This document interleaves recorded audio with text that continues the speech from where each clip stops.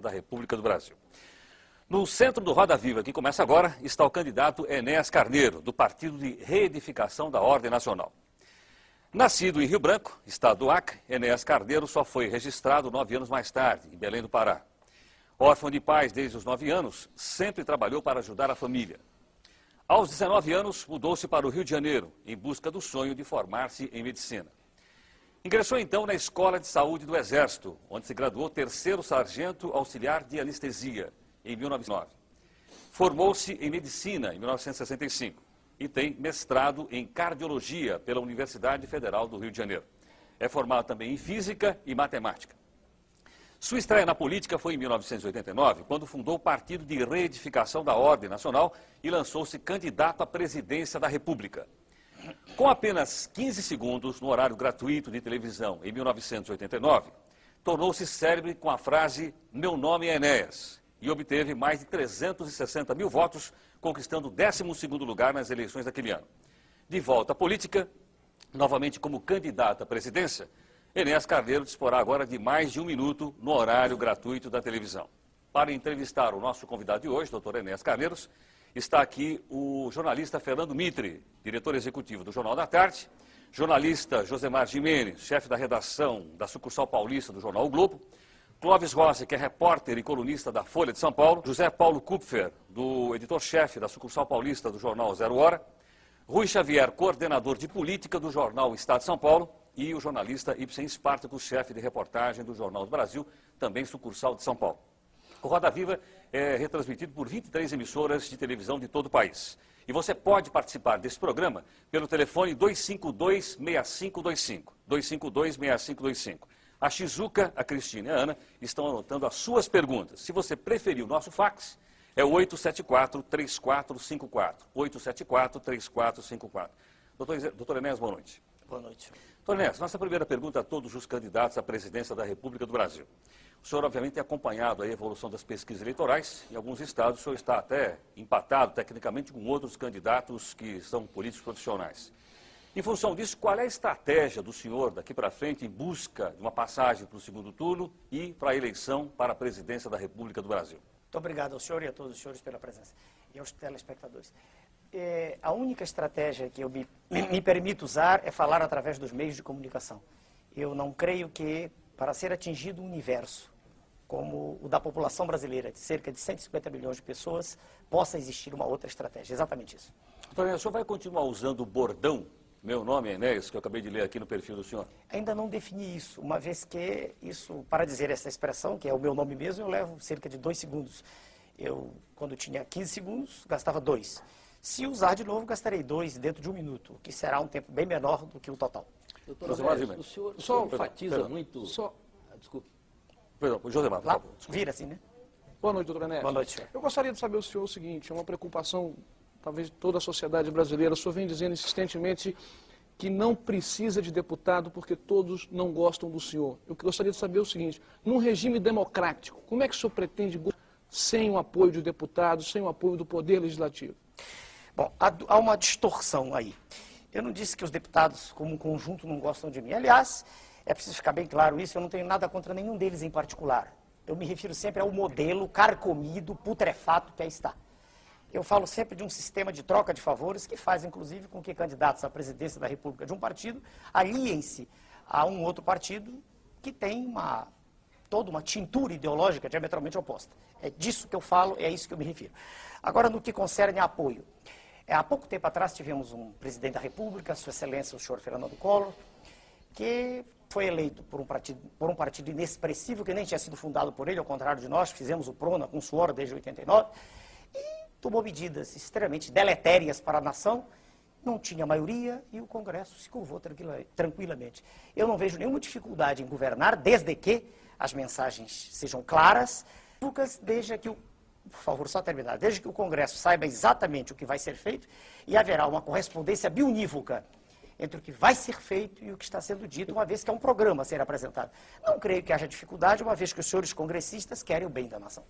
Fernando Mitre. Doutor Enéas, o senhor enfatiza muito a questão da disciplina, né? Sem dúvida. E a questão da autoridade também. Sem dúvida. O senhor é a favor até da inclusão de matérias nos cursos primários que dizem respeito a o amor à pátria, a bandeira, a disciplina social, o respeito à autoridade, etc. O senhor, ideologicamente, se aproxima de algum modelo conhecido? Quer dizer, como é que o senhor se qualificaria hoje? Difícil, difícil. Eu posso dizer, falar de mim é difícil. Vamos falar do modelo do nosso partido. Aqui, né? Voltando para o senhor, que eu estou conversando com o senhor. O PRONA defende um Estado forte, técnico e intervencionista. Um Estado que se preocupe realmente com a não que seja propriedade de um grupo reduzido de políticos. Nós acreditamos que é perfeitamente possível resgatar essa dívida social gigantesca da nossa terra, desde que haja uma mensagem firme e que por trás da mensagem haja um lastro de preparo que faça com que o presidente da República não seja um títere, não seja um boneco levado de um lado para o outro, na dependência de quem está à sua direita ou à esquerda. O senhor quer um presidente da República mais poderoso do que o que sempre tivemos? Não, porque os nossos presidentes da República, por terem sido extremamente incultos, em quase sua maioria, né? Quase a maioria, e por serem homens de personalidade extremamente frágil, têm sido levados para um lado e para o outro. Haja vista o que ocorre agora recentemente com Sua Excelência, o senhor Presidente da República, que cede a uma pressão quando, eu quero crer, o chefe da nação deveria agir de modo firme. Se ele é o chefe, ele deve ter firmeza. Um presidente deve presidir, senão não é presidente. Um presidente deve ser de fato e não só de direito. Nesse sentido, se o senhor me pergunta, eu sou um homem que gosta de ordem, de autoridade, de respeito. Se o senhor me disser assim, o senhor dialoga? Sim, dialogo sempre. Eu ouço. Por exemplo, se os senhores disserem, o senhor tem 1 minuto, eu falo 1 minuto. Se os senhores disserem, eu obedeço às regras. E gosto que haja obediência à lei e à ordem. É assim que eu entendo uma nação civilizada. O regime militar que foi implantado no Brasil se aproximou desse modelo que o senhor defende? Lamentavelmente, o regime militar esqueceu-se de uma coisa fundamental, que é a formação do cidadão, o investimento no homem. Segunda falha, o regime militar asfixiou a imprensa.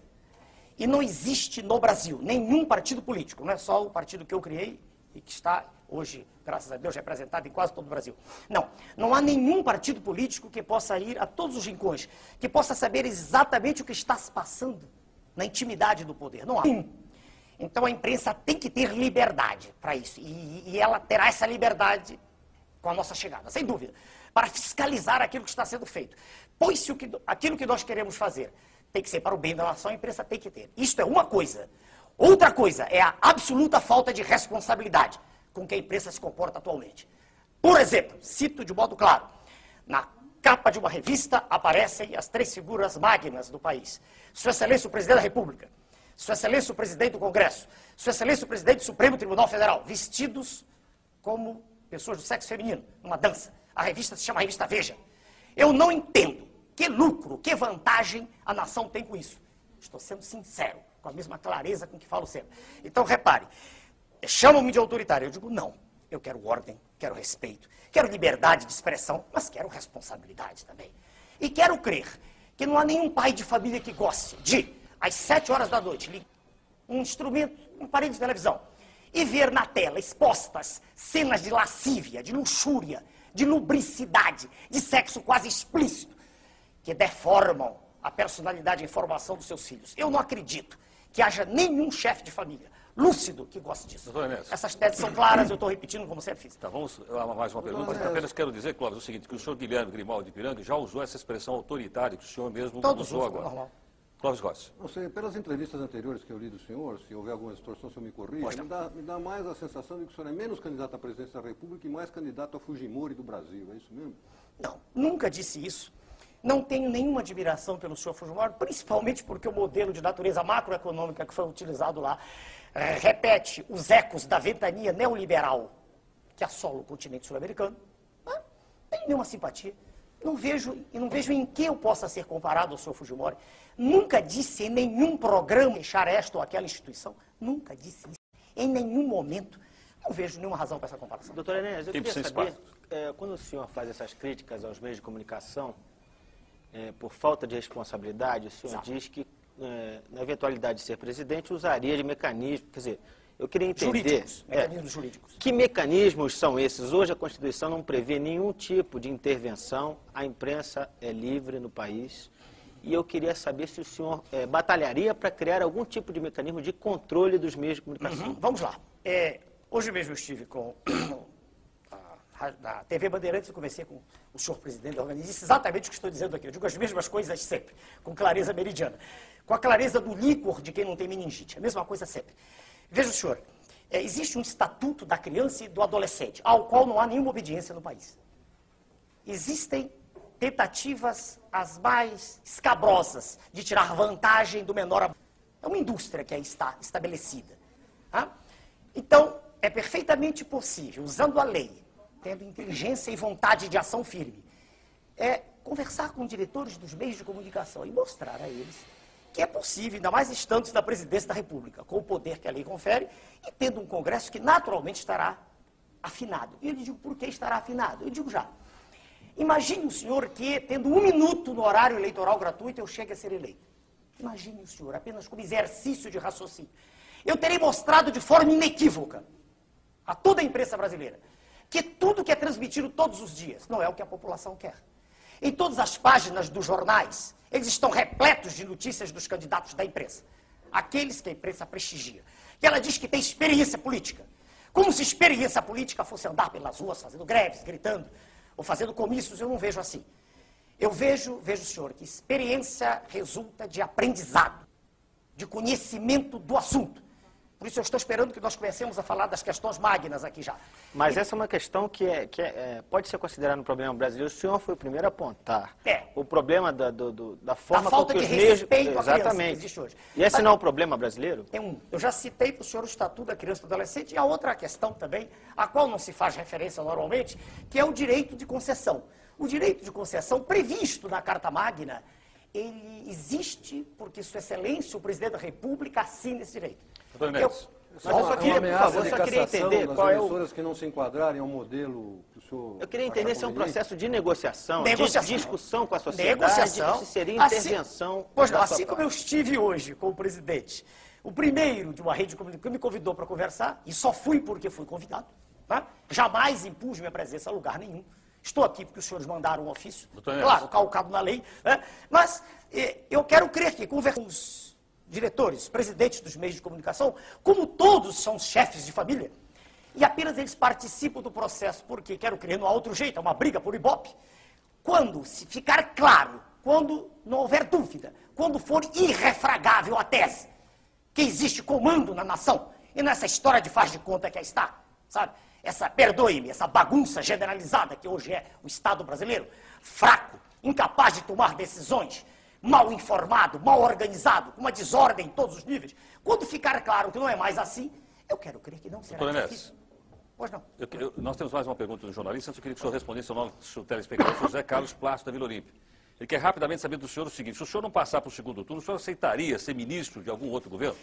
Com todo respeito ao telespectador, com todo respeito ao senhor telespectador, é impossível... Fala aqui? Pois não. É impossível, o senhor que fez a pergunta, obrigado ao senhor, mas é impossível ser ministro de um governo inepto. Veja, o senhor que perguntou o que acontece agora com, não me lembro, o senhor Osíris, o senhor secretário da Receita. Não adianta, imagine o senhor que eu fosse, por hipótese, que aceitasse essa tese. Jamais aceitarei com o modelo que aí está, jamais. Já declarei isso por escrito, em documento que está registrado em Brasília. Não quero ser profissional de política, não gosto disso. Eu quero ser um estadista, quero endireitar, quero fazer com que a nossa nação respire, com que a nossa nação possa emergir desse lodaçal em que ela está mergulhada. Como eu poderia aceitar ser ministro se, quando qualquer medida firme fosse ser tomada, imediatamente eu seria obrigado a demitir-me? Como posso eu aceitar teses de um candidato à presidência da República, que é o representante legítimo das multinacionais no país? Quem é, doutor Ernesto? Sua Excelência, o senhor Fernando Henrique, é um representante legítimo das multinacionais no país? Legítimo. É um homem que defende um processo neoliberal que estraçalina, e temos outros exemplos muitos, mas respondendo ao seu telespectador, eu não posso ser ministro. Veja o senhor, se eu quisesse ter qualquer cargo, eu teria sido candidato a deputado federal e sem nenhum convencimento sólido, sem nenhuma bobagem, eu teria tranquilidade de eleição em qualquer estado, qualquer unidade da federação. Ok, Tonés, pergunta agora do jornalista Rui Xavier. Pois não, ouvindo o senhor assim, a minha sensação é que o senhor ficou mais duro. Mais duro? Mais duro desde a última eleição para cá. Quer dizer, eu lendo o noticiário aqui, várias reportagens sobre o senhor. Posso tomar também, água aqui? Pode, à vontade. Também me dá essa impressão, e parece que passa essa impressão, que o senhor ficou uma pessoa mais dura, mas tem aqui até algumas reportagens que diz, tem um título aqui que eu não vou conseguir localizar aqui, que diz, chegou o neofascista, o novo neofascista. Então, minha pergunta para o senhor é o seguinte, o senhor mudou? O que houve com o senhor? Quer dizer, anteriormente o senhor figurou uma impressão mais simpática para... E agora está uma coisa mais dura, falando mais... Posso responder? Pode, claro. Com respeito à sua pergunta e a tudo que ela possa traduzir, né, de modo explícito ou implícito. Veja o senhor, eu sempre falei durante os 15 segundos com o mesmo tom enérgico que eu falo agora. Isso é da minha personalidade. Eu não sou de minhas palavras. Eu tenho clareza no que penso e no que digo. Não tenho dissociação cérebro-língua, nem nenhuma dificuldade de articular o meu pensamento. Aprendi a falar e escrever corretamente. Naquela época eu tinha um tempo pequeno, então grande parte das pessoas, incluídos jornalistas também, não conseguiam entender o que eu dizia. E achavam engraçada a frase final, meu nome é Enéas. Muitos achavam que eu estava brincando, querendo ser deputado mais à frente, ou um cargo. Surpreendi todos quando não fui candidato a nada, porque eu não quero, não preciso disso. Sou médico, sou professor de cardiologia, tenho do que viver. Eu não fiquei mais duro. A conversa agora está sendo nada. É possível agora o senhor acompanhar com mais tranquilidade, e todos que me ouvem, não só agora a forma, mas o fundo, o conteúdo do que está sendo dito. Eu falei em fevereiro de 1991, não sei se o senhor assistiu ao pronunciamento, uma hora inteira em cadeia nacional, e disse coisas extremamente duras. Eu fui o primeiro presidente de partido político que teve coragem de pedir a sua excelência, o presidente Collor, que renunciasse naquela ocasião. Pela desgraça a que ele estava lançando a ação. Em que? A que ele estava lançando. O senhor votou nele no segundo turno? Não, eu não dei meu voto, por favor. Por favor, não acredito nesses senhores que estão. Então, veja bem, naquela ocasião eu falei uma hora inteira. O senhor anulou o voto? Anulei com tranquilidade, mas por que não? A Constituição me permite. Se eu não acredito em A, B, C e D, por que eu tenho que votar em algum deles? Por que eu tenho que dizer... Em branco? Não, em branco eu sei que há processos de fraude, todo mundo sabe disso. Isso é notório no país. E o voto em branco permite que aqui, no meio do trajeto, alguém põe, eu anulo o voto, por que não? É a maneira mais clara, mais categórica, mais peremptória de eu dizer que não acredito naquilo. Aparentemente, o senhor não acredita só de A, B, C, o senhor não acredita em ninguém de A a Z, pelo que o senhor está dizendo. Depende de quem se apresenta. Aí, não, um minutinho. Então, podia inverter essa pergunta. Só um instantinho para o senhor, por favor. Não, pois é, nessa linha. Senhor Clóvis, um minutinho. Eu não vejo no cenário que aí está. Se eu visse, eu não me teria candidatado. Perceba o senhor uma coisa. Eu não gosto do processo. Senão pertenceria a ele tranquilo, estaria a palavra que os senhores usam. Processo, exatamente o que é processo? É essa imundícia em que se transformou o quadro político brasileiro. É essa situação de vergonha que cada brasileiro tem quando chega no exterior. Eu estou falando de quem pode ir ao exterior, porque pobre não sai nem do bairro onde mora, não consegue nem pagar a passagem. Essa situação de mentira que é lançada nas telas da televisão, nos jornais todos os dias. E vou dar exemplos para os senhores, vamos falar de coisas concretas. Previdência, que é uma farsa. A maioria das coisas que são apresentadas, quando se diz que existem 2 para 1, isso é mentira. Misturam-se os homens da cidade com os homens do campo. A relação na cidade é quase 4 para 1. A relação no campo é meio para 1. Quando se junta isto tudo, e os senhores são jornalistas, sabem da verdade, cria-se o 2 para 1. Então há 2 indivíduos para isso é mentira. O que ocorre é que arrecada-se muito pouco no campo. E como se arrecada muito pouco no campo, a cidade paga pelo campo. Então tem-se a impressão que a Previdência está falida. Ela tem, aliás, um saldo de $1 bilhão. O que se quer é privatizar tudo para que grupos espúrios, né, tomem conta e aí o Estado fica endividado, como aconteceu no Chile. O Estado fica endividado e os grupos têm um grande negócio. Então, eu deixo de deixar bem claro. E quando você disse o processo, eu quero dizer o seguinte, eu não gosto dessa maneira como um candidato a presidente da República se curva. Para ser eleito, ele se curva. Ele não acredita na força dele. E ele faz composições, ele procura um vice, ele procura um... Para quê? Para que ele tenha... Eu não faço isso. Eu sou exatamente o mesmo. Meu candidato a vice-presidente é o Almirante. O Almirante Roberto Gomes Silva. Um homem que não vai me trazer voto, não é nada disso. Apenas ele foi um homem que, no governo Figueiredo, lutou pela nacionalização. Lutou contra a desnacionalização das nossas jazidas.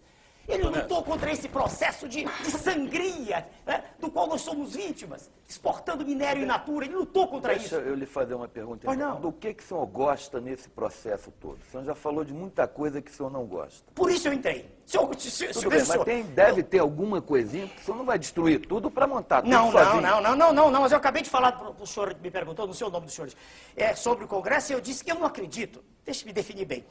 Vamos falar do Congresso. 503, né? 503. Eu nunca disse, veja o senhor, que o indivíduo A ou B é um partido. Nunca disse isso.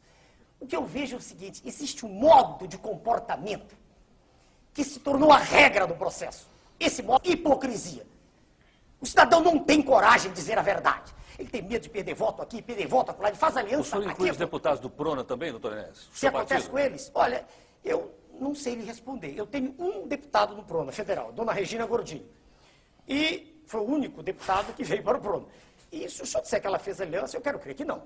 Tá? Eu quero crer que até hoje ela tem sido de uma lealdade extrema e, muito embora facilmente pudesse estar em outro partido, agora mesmo disseram que ela tem 2% das intenções de voto, saiu no Jornal do Rio de Janeiro, ela se manteve leal a mim. Sem ela, eu não teria entrado com uma ação de inconstitucionalidade, e o senhor conhece, pela Constituição, eu só poderia entrar com essa ação se tivesse um representante.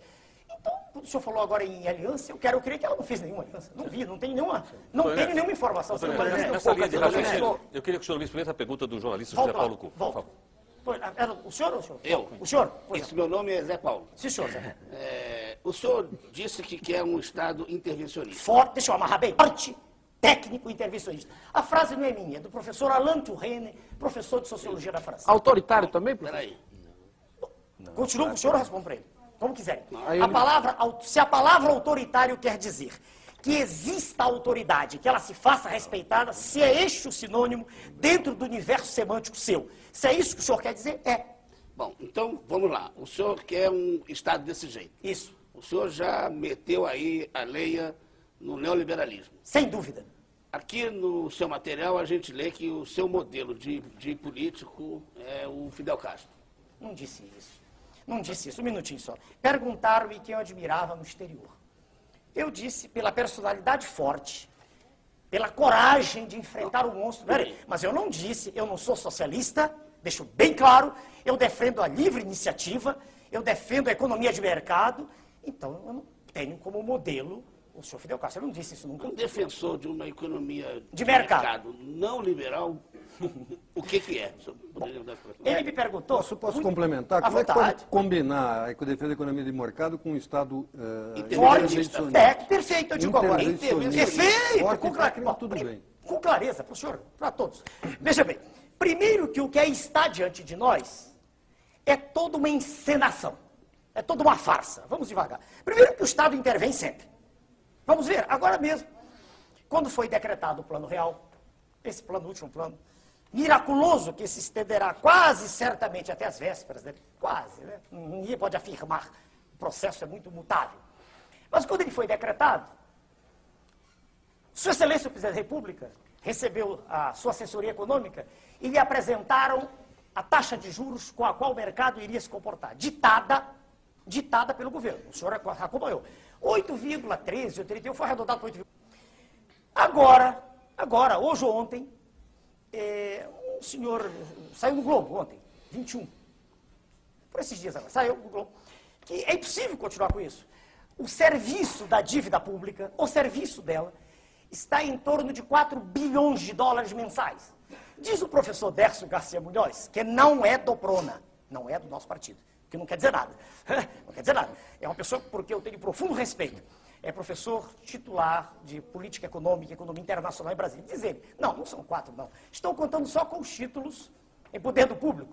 Mas se levarmos em conta os títulos do Banco Central, e o Tesouro também paga esse serviço a eles, chega a 6 bilhões de dólares. Ora, meu Deus do céu, não é intervencionista.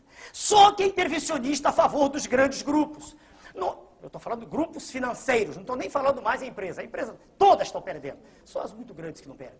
As empresas médias, pequenas, todas estão perdendo. Não há estímulo nenhum em produção, nenhum.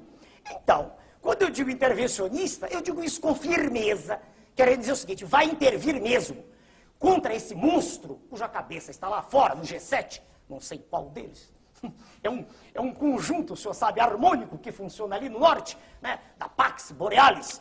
E os tentáculos estão aqui dentro, com os vendilhões da pátria aqui dentro. Então, para repetir com clareza, aceita a economia de mercado, sim, e é intervencionista, sim.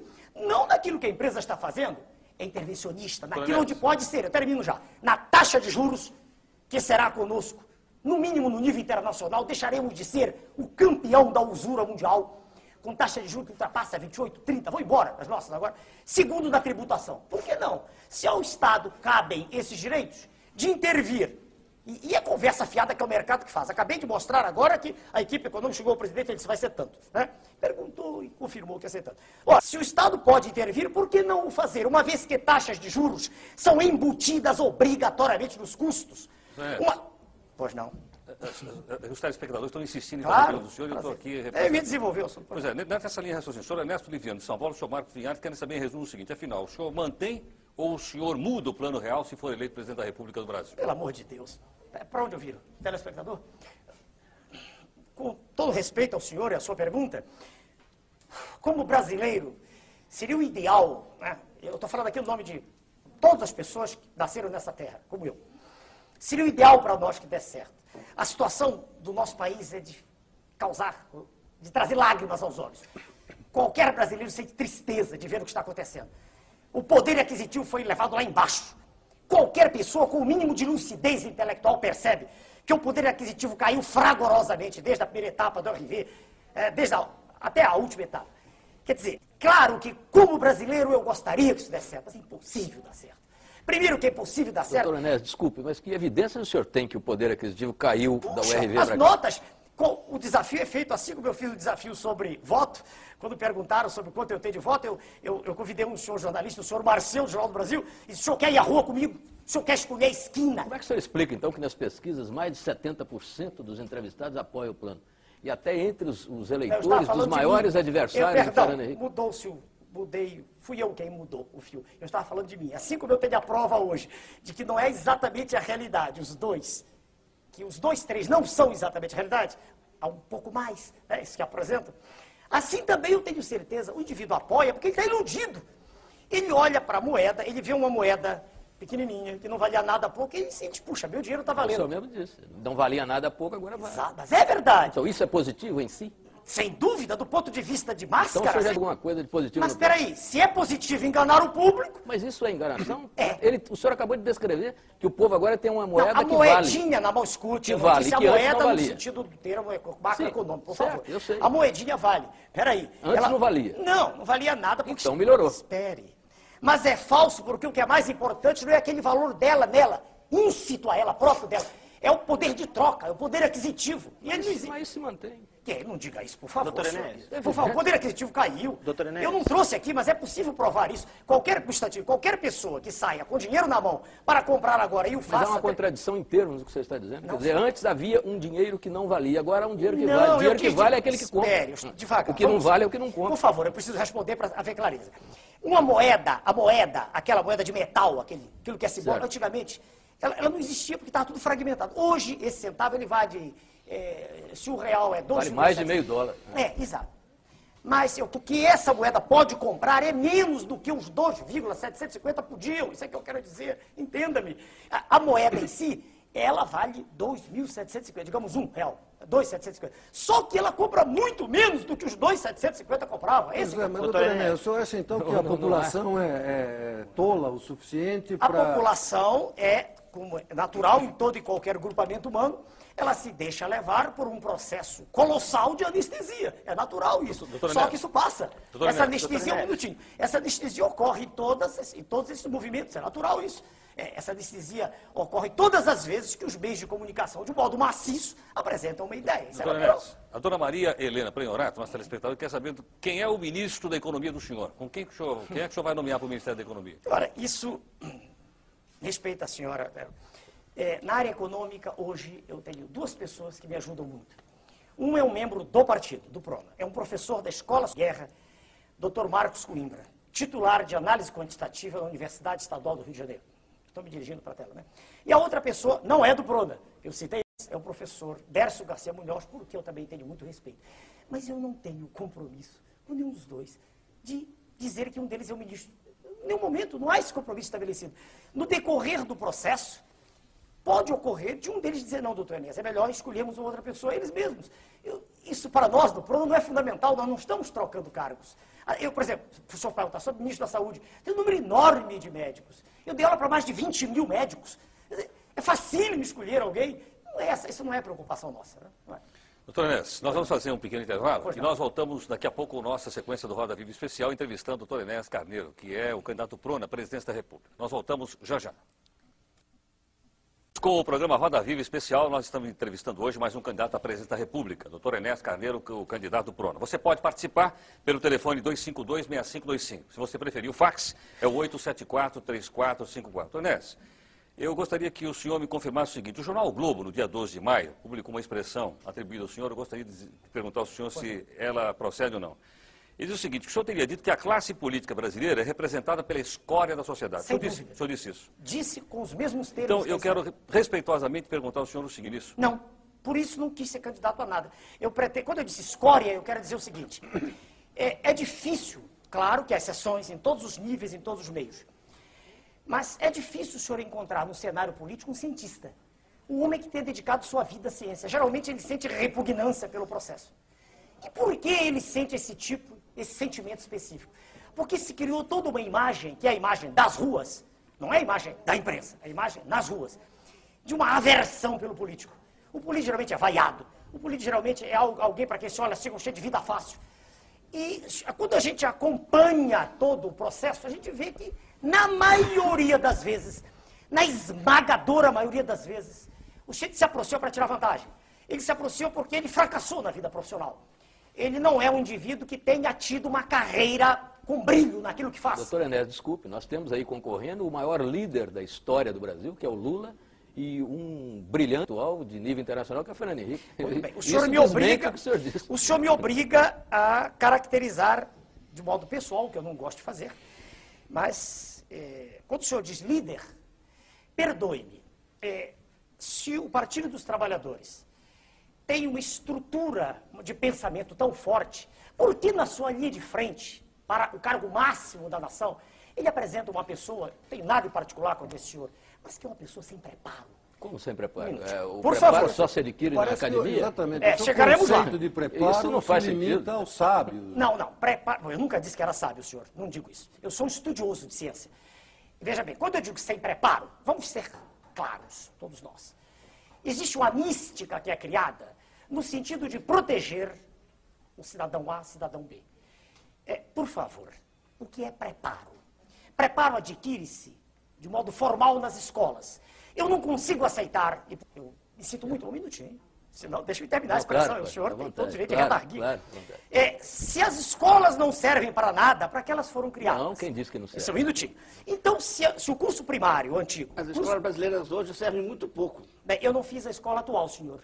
Eu fiz há 50 anos atrás. Sim, mas o senhor concorda que hoje elas servem muito pouco, né? Elas servem pouco, mas é melhor a escola do que a não escola. Permita-me só terminar o pensamento aqui. Se eu não consigo entender que se lance a candidatura da República, não consigo entender. E que haja um aplauso de um grupo, né, a uma pessoa que nunca estudou, que se exprime com muita dificuldade, em linguagem falada ou escrita, e que, perdoe-me, fala do que ouve. Eu não conheço nesse senhor, né, candidato do PT, nada que nesse período todo de 79 me tenha impressionado no que concerne alguma análise profunda de questões sérias. Eu nunca vi isso. Eu não sei como uma pessoa que nunca educou ninguém pode falar de educação, eu não entendo. Agora, se o senhor diz que eu estou ofendendo, eu não estou ofendendo, fazendo um diagnóstico. Você está mostrando um preconceito absurdo. Não é preconceito. Veja o senhor, para dirigir um avião, exige-se um curso de treinamento. Não há nenhuma dúvida. Para dirigir uma escola, exige que a pessoa tenha o diploma. Para ser presidente da República, não se exige nada. Exige que seja um cidadão que tenha legitimidade no seu poder, que tenha o apoio da sociedade.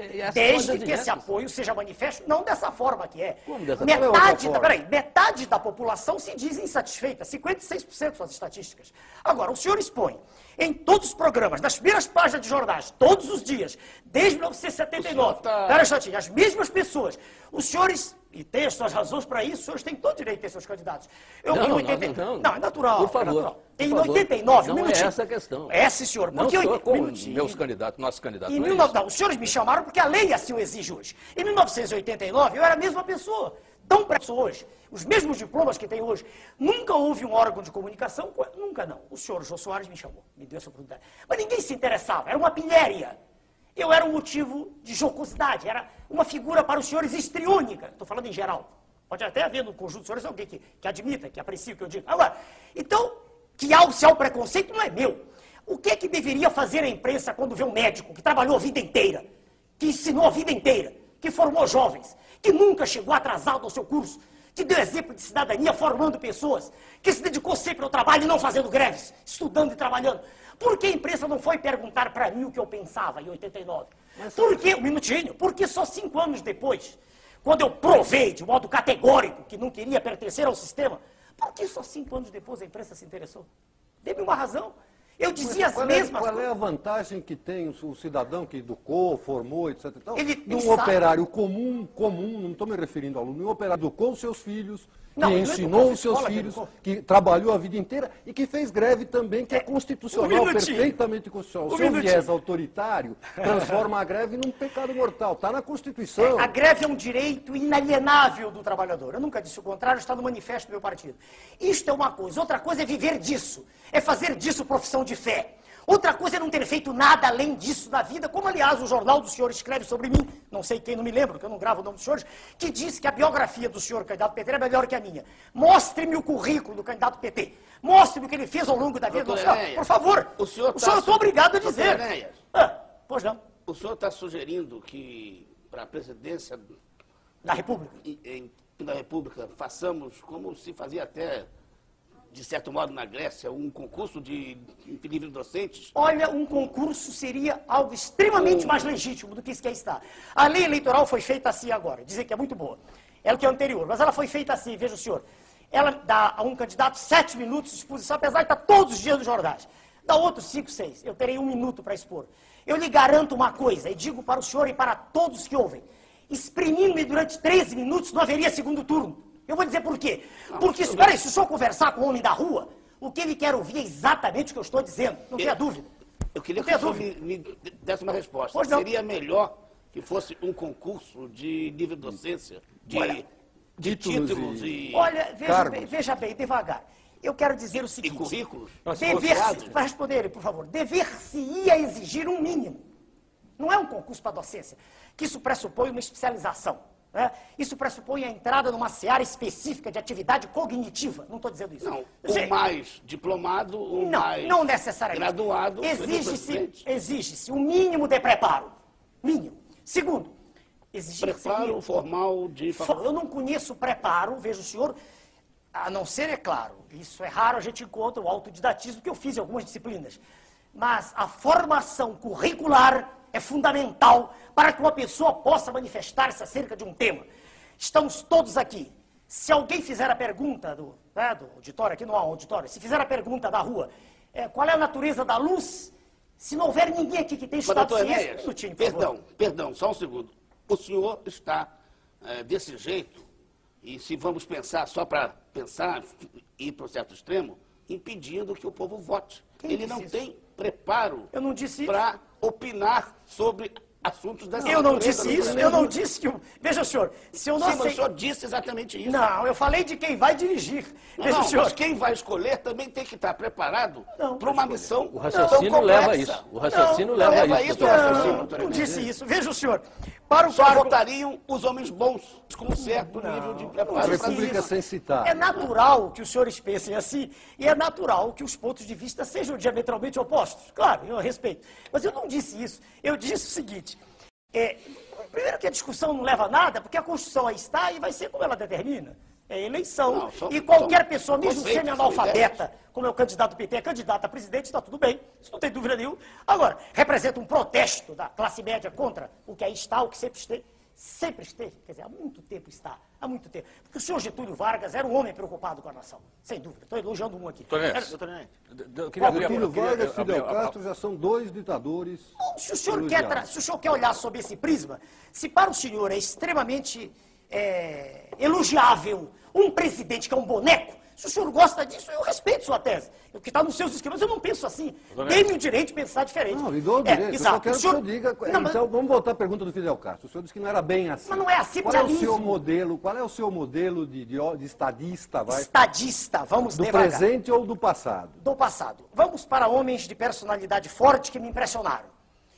Não são da minha geração, então só leitura. Meiji, no Japão, criador da Era das Luzes. Quem direitou o Japão e preparou o Japão para ser a potência que é hoje. Só que ele era um absolutista e não foi eleito pelo povo. Sim, isso é irrelevante. Getúlio Vargas foi ditador e depois foi eleito. O que provou que o povo queria ou desejava. Ser absolutista é irrelevante para o senhor, foi isso que eu vi? Quando o senhor diz absolutista, precisa ter cuidado. O senhor volta a Luís XIV. Não, é a história do Japão que diz. Pois é, então. Não, eu estou citando homens que têm coragem de agir contra o poder constituído, contra esse sistema apodrecido que faz com que uma terra que é a mais rica do planeta, uma terra que é abençoada no seu subsolo, que tem a maior riqueza de água potável do planeta. Doutor Enéas. Peraí, que faz com que essa terra esteja mergulhada nesse processo, o tempo não saia dele, não tem a possibilidade de sair. Já que o senhor tocou na questão da terra, eu gostaria que o senhor voltasse ao programa do senhor e o senhor respondesse ao senhor Ivan de Souza, de Jacareí, no interior de São Paulo. Posso tomar água? Qual é o projeto do senhor sobre reforma agrária?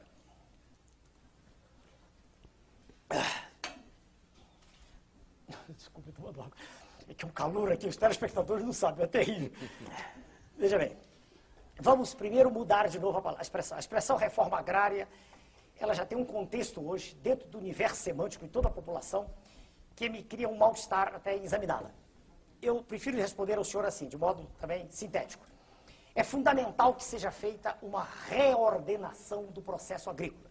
Vou lhe dizer rapidamente os pontos que já estão estabelecidos, que muitos ainda há a estabelecer. Alguns, do nosso ponto de vista. É preciso que haja crédito rural mesmo, e não de faz de conta. Ou seja, é preciso que se privilegie o pequeno produtor, que se privilegie também o médio produtor, que se volte a fazer, como no passado se fazia, um investimento maciço no campo. Nós temos sol o ano inteiro e poderíamos ter 2 ou 3 safras por ano. É uma questão de investimento.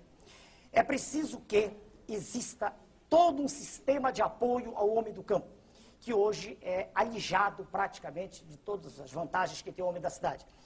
É preciso que haja uma preocupação de toda a nação, e essa preocupação, a nosso ver, só existirá, no nosso caso, em nós deixarmos de ser corredor de exportação, que se exportem os excedentes e que se mitigue a fome. Doutor Enéas, talvez o senhor tenha esquecido de uma coisa talvez que seja importante. Terra para esse homem que o senhor está dando crédito, está dando assistência técnica, etc.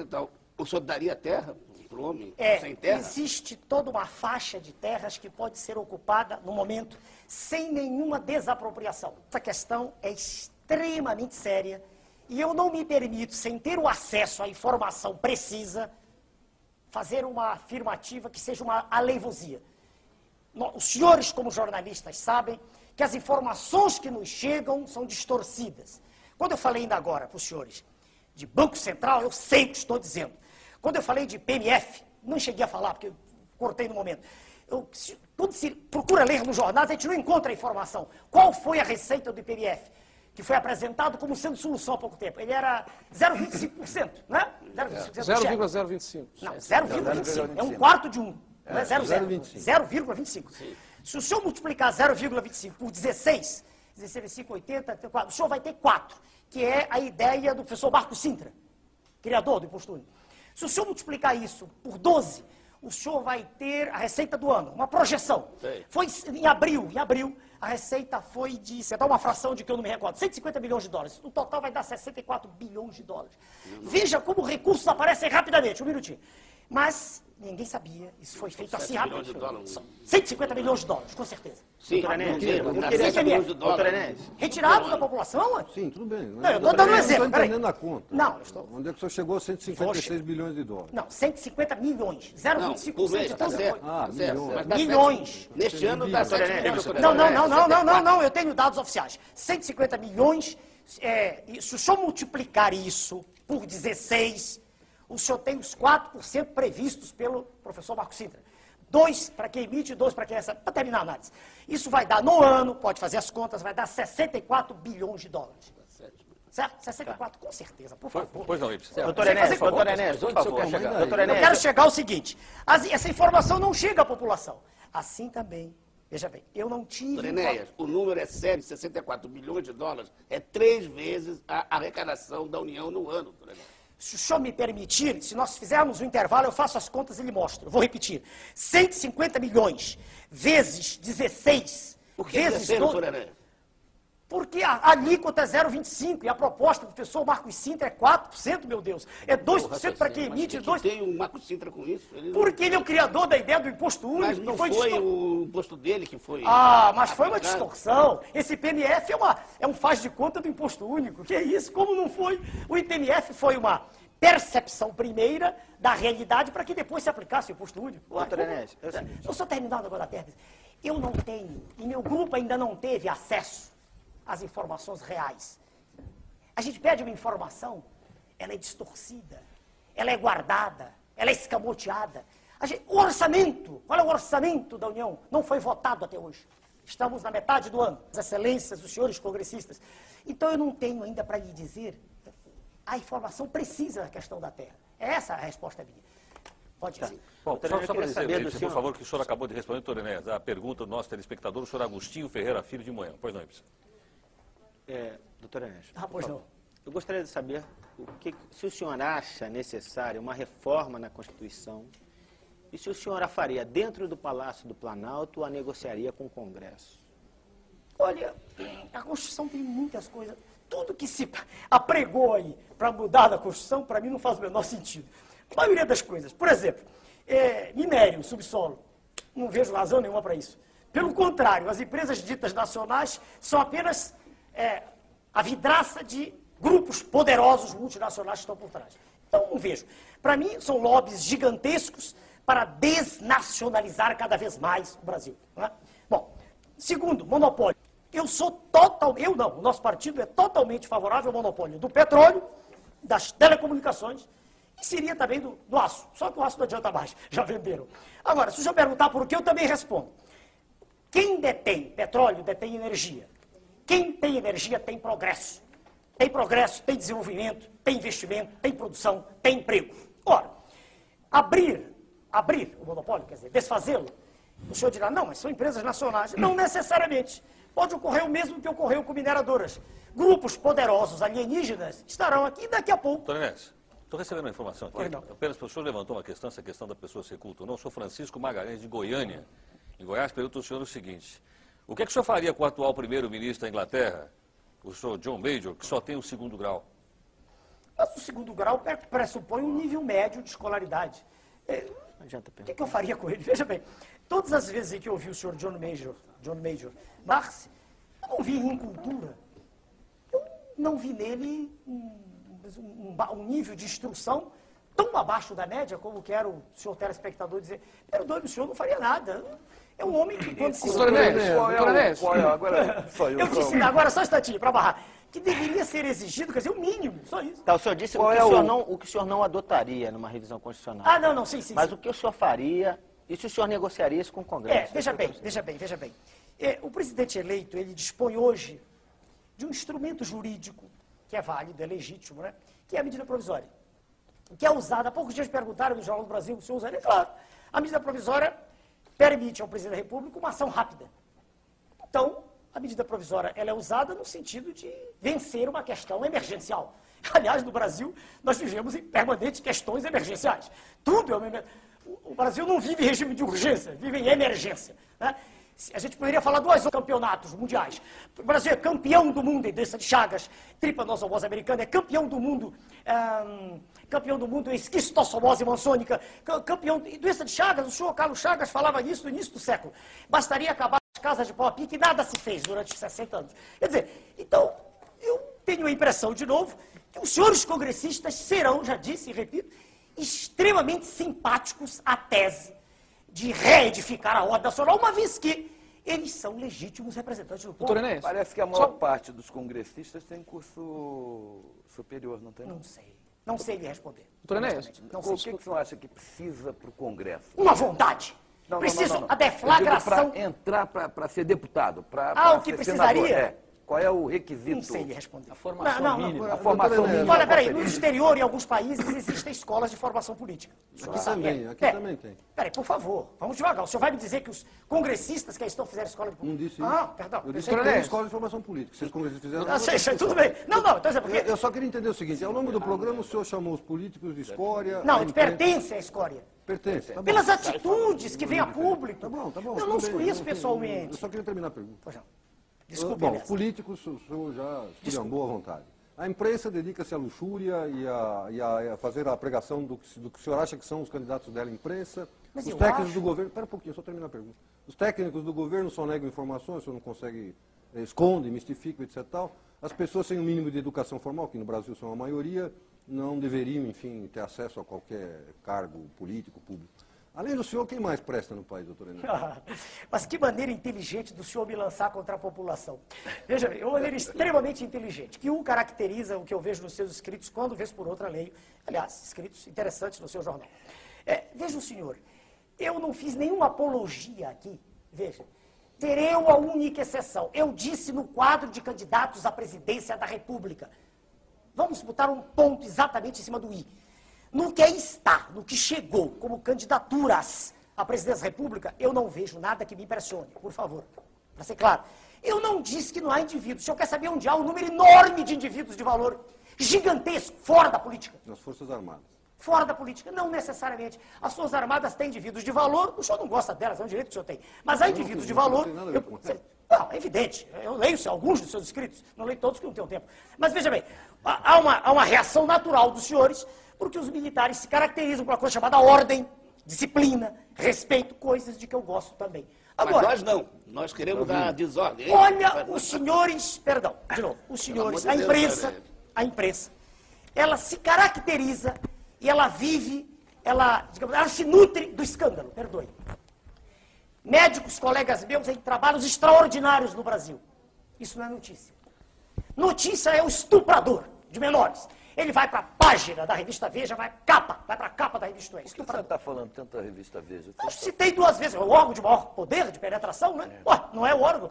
O dia desse, um senhor dele ligou para mim que fazia entrevista. Eu falei, não, eu faço entrevista com os senhores com gravador, com qualquer órgão. Por quê? Porque eu não acredito, os senhores distorcem dessa matéria que o senhor tem na mão, há coisas que eu não disse aí. Quando ele me perguntou, eu disse, é verdade, eu disse. Não tem por que mentir.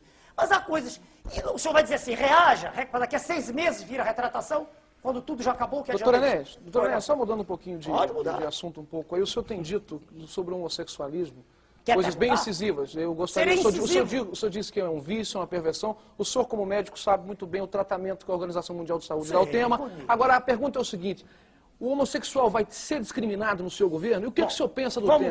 Perfeito. A pergunta é clara e vamos respondê-la da mesma maneira que temos feito. Vira para o senhor, né? Bem devagar. O homossexual, sem dúvida, pertence a um grupo, veja o senhor, que se generalizasse, representaria a extinção da espécie. 2 homossexuais... Isso o senhor fala com base em estudos do senhor? Meu Deus, os dois homossexuais têm espermatozoides, não têm óvulos, é impossível ver reprodução, por favor. Isso é curso primário, não é ginásio, não é universidade. Por favor. Por favor. Tudo bem, tudo bem. É óbvio, né, doutor? Não, mas ele está perguntando. Não, tudo bem. Eu me equivoquei na pergunta. O senhor é que fez a pergunta, fui eu. Tá, tudo bem. Por favor. Doutor Enéas, perdão, mas com o avanço da ciência... Não, não há avanço de ciência, um minutinho. Para o senhor e para os telespectadores que não são obrigados a ter estudado medicina. Quando a gente nasce, nós temos cromossomos. Por mais que se façam operações, intervenções cirúrgicas, que se extirpe a genitália externa de um homem, que nasceu homem, que se fabrique um órgão genital feminino, um silicone, por mais que se criem artificialmente, que se faça a depilação, cada cromossomo é uma unidade que está dentro do núcleo. Doutor Enéas, por favor, não, mas eu tenho que responder. Eu preciso explicar isso. Todo mundo sabe que homem com homem não dá filho, mulher não dá filho. Eu gostaria de saber a discriminação e o que o senhor pensa do tema. Sabe? A resposta sobre o tratamento do homossexual é importante. A lição Ela é importante do seu ponto de vista. Mas a pergunta dele, nem todos os ouvintes pensam exatamente o que eu estou dizendo. Tem gente que pode até pensar que o homossexual, ele disse, a ciência faz avanços. Alguém disse aqui no programa. Alguém disse, mudar a base genética, que eu saiba, transformar XX em XY em XX, eu não conheço isso. Tá, mas agora vai com relação ao tratamento que o senhor dá. Vamos lá, o tratamento. O homossexual é um ser humano, como qualquer outro. Ser humano. que merece respeito, merece educação, merece escola, quer dizer, educação, merece hospital, merece tudo. Agora, uma coisa é ele existir como ser humano. Vou falar bem devagar, distorções. Outra coisa é ele ser apresentado como exemplo de comportamento sexual. Veja bem, ele pode ser exemplo como artista, um escultor, um pintor, agora, ele não pode, está errado quem disser isso, porque a sociedade, veja, senhor, é feita para se reproduzir. Não estou nem usando textos bíblicos, estou falando de ciência. A maior de todos os impulsos que existem no planeta é o da preservação da espécie. É maior até o que da preservação do próprio indivíduo. Então, o homossexualismo, veja, senhor, ele não pode ser apresentado como uma terceira via, como um caminho natural. Não. O homossexualismo é, veja, senhor, um desvio. De que natureza é? Há muita discussão. Muita discussão. Quando o senhor citou a Organização Mundial de Saúde, eu conheço o que o senhor está dizendo. Há muita discussão. Não há consenso. Mas uma coisa é clara. Ser homossexual não é um exemplo do ponto de vista de atividade. Vai ser discriminado no seu governo? Vai exatamente isso que eu estou dizendo aqui, antes, durante e depois. Vai ser tratado com todos os direitos a que um ser humano tem direito. Mas não, por exemplo, homossexuais casarem-se. Isso é um absurdo. O nosso partido não aceita. Escute, os senhores todos têm todo o direito de pensar contrariamente a mim, mas eu tenho posições definidas. Não estou procurando votos. Eu estou dizendo exatamente o que o nosso partido pensa. A ligação, o casamento, aceito, como está ocorrendo de quando em quando, como você pregou. Todo o seu partido pensa desse jeito? Bom, o senhor está autorizado a interrogar, não as pessoas que gritam meu nome é Mestre, mas os líderes, os nossos presidentes regionais. O senhor virá essa resposta. Qual é o tamanho do seu partido hoje? Não sei. Eu lhe digo, eu convidei o senhor Marcel aí a rua. Bom, vamos também aqui amarrar uma coisa. Se partido grande representasse alguma coisa, o líder do PMDB, ao sair à rua, seria ovacionado. E pelo que me contam, eu não vi. Houve um atrito violento entre ele e o senhor, se não me engano, aqui. Inclusive uma falta, se não me engano, de comportamento. Não sei bem o que foi, eu não vi. Contaram-me. Né? E ele, o senhor vê, as pesquisas estão. No ABCD eu tenho mais votos que ele. Então, partido político no Brasil é uma estrutura hoje extremamente comprometida. Justamente por causa dos acordos espúrios. Agora, se eu perguntar qual é a penetração do meu nome na massa, aí só pagando para ver. Doutor Inés, nós completamos 1 hora de entrevista com o senhor. Nós queremos agradecer sua presença aqui no Roda Viva. Muito obrigado, senhor. Muito obrigado pela sua presença. Muito obrigado, senhor. Muito bem, nós vamos fazer um intervalo e nós voltamos com o nosso segundo entrevistado.